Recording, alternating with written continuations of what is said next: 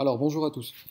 Après avoir fait la première partie donc, sur le pouvoir législatif, nous allons voir aujourd'hui les sources du droit issues du pouvoir exécutif, mais également judiciaire.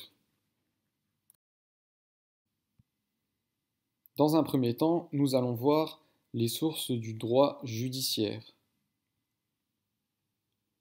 Dans un premier temps, il est intéressant de comprendre qu'au sein des différents tribunaux et des différentes juridictions, il existe une hiérarchie. Donc, en effet, il y a dans un premier temps les tribunaux de première instance, donc c'est-à-dire le tribunal judiciaire, le tribunal de commerce et le conseil des prud'hommes notamment. Donc sans entrer dans les détails, ce sont bien évidemment ces trois tribunaux qui constituent la première instance. Nous avons ensuite, au-dessus de ceci, la cour d'appel. À la cour d'appel, donc si l'une des deux parties fait appel, nous avons donc un rejugement de la situation, de l'affaire, on rejuge les faits. Suite à ça, il est ensuite possible d'emmener l'affaire en cour de cassation. Donc c'est la juridiction la plus importante, on peut dire. La principale source de droit issue du pouvoir judiciaire est ce que l'on appelle la jurisprudence. Donc, comme il est indiqué dans ce document que vous avez donc dû lire, la jurisprudence correspond tout simplement à toutes les décisions qui sont rendues par les différents tribunaux français. C'est une interprétation de la loi par les juges et les magistrats. En effet, les textes de droit, donc les lois, ne s'accordent pas toujours exactement avec des situations réelles. Il est parfois nécessaire, donc pour les juges, d'interpréter ces règles de droit afin de les appliquer concrètement. C'est en cela qu'on appelle la jurisprudence. Dans le document ci-dessous, on peut voir concrètement un cas concret, donc une décision rendue par la Cour de cassation pour un litige qui oppose donc un livreur de l'entreprise Deliveroo, donc ces livreurs en vélo qu'on croise en ville, et son employeur, donc Deliveroo. La question se pose s'il existe ou non réellement un contrat de travail. Donc dans ce cas, la jurisprudence peut être appliquée afin de trancher. Et en effet, donc, la Cour de cassation a donc décidé par jurisprudence qu'il y avait bel et bien, selon eux, un contrat de travail entre les deux parties. On vous demandait donc d'expliquer quelle était la décision de la Cour de cassation. Donc, comme dit précédemment, la Cour de cassation a donc estimé qu'il y avait effectivement un contrat de travail. Il y avait suffisamment d'indices démontrant qu'il existait ce contrat. La Cour de cassation a donc utilisé ce qu'on appelle la jurisprudence. Il existe donc également des sources de droit issues du pouvoir exécutif. Donc pour rappel, le pouvoir exécutif,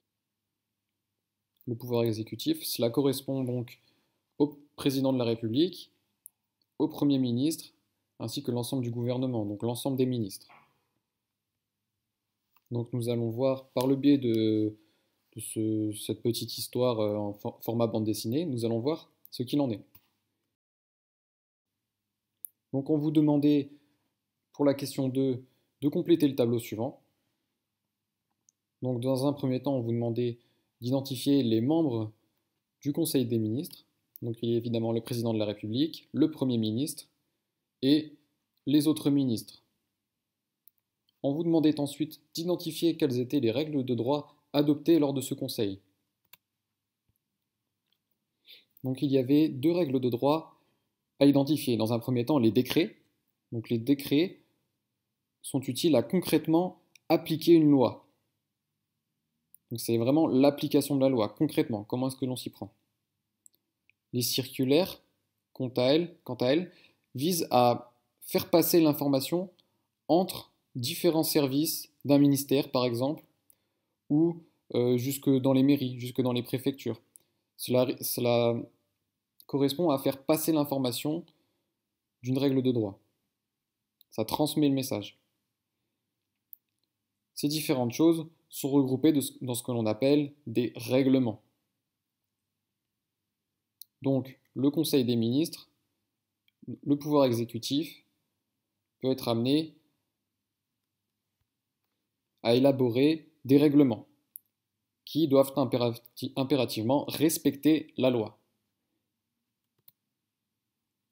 Le champ d'application géographique est effectivement national, donc sur l'ensemble du territoire.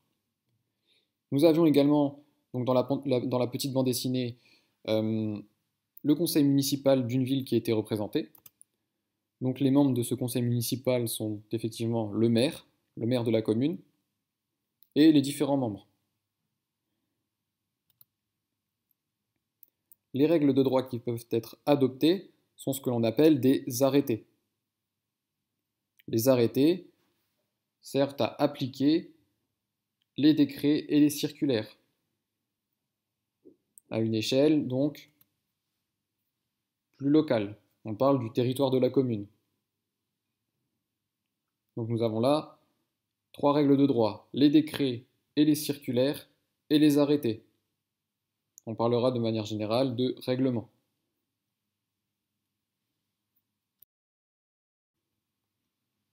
Donc en dehors des 3 pouvoirs qui sont le pouvoir législatif, exécutif et judiciaire, il existe quelques autres sources de droit.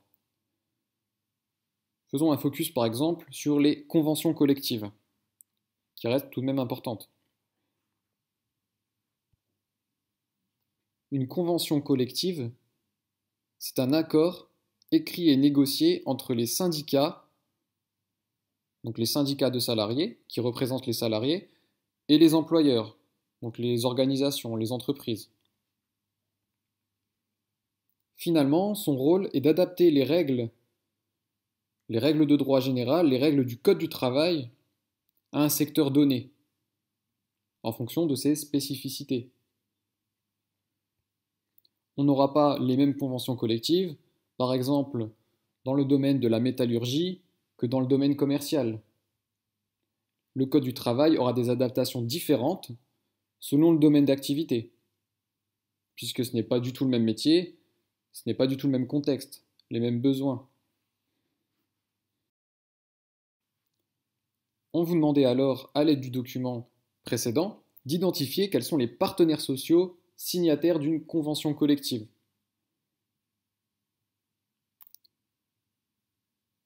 Ces partenaires sont donc les représentants des salariés, donc on dira les salariés, et les représentants des employeurs. Mais alors, quelle est l'utilité de cette convention collective, concrètement pour les salariés et les employeurs? À quoi cela sert-il? Eh bien, cette convention collective, elle permet, d'une part, aux employeurs d'harmoniser les pratiques de leur secteur, de les adapter à la spécificité de celui-ci. Donc, comme on le disait tout à l'heure, chaque secteur, chaque domaine d'activité est différent, a des spécificités qui lui sont propres. Aux salariés, cela leur permet de bénéficier de meilleures conditions de travail, ou tout du moins adaptées à leur activité, peu importe leur employeur. Ça permet d'harmoniser et d'adapter les conditions de travail.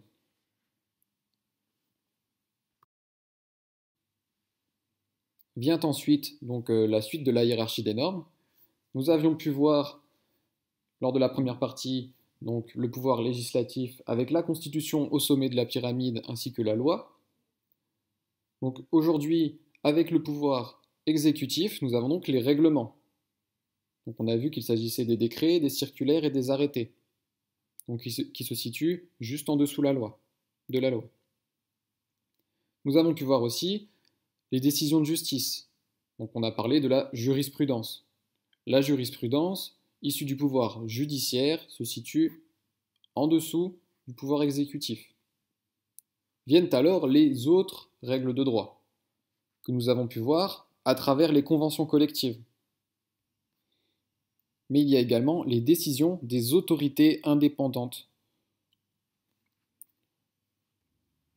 Les autorités administratives indépendantes. Donc il y a par exemple le CNIL. Le CNIL est une autorité indépendante, administrative, dont le rôle est de superviser donc l'informatique et les libertés. Il y a également les coutumes, donc les coutumes de chacun, de chaque État, etc. Donc là-dessus, nous ne sommes pas entrés dans les détails. Donc la définition importante à retenir de cette partie, c'est la jurisprudence. Donc la jurisprudence, cela correspond à la manière dont les juges appliquent, interprètent et adaptent les règles de droit aux situations de fait.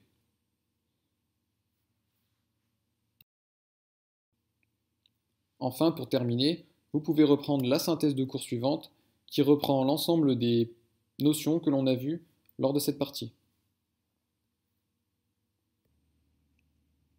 Merci et à bientôt.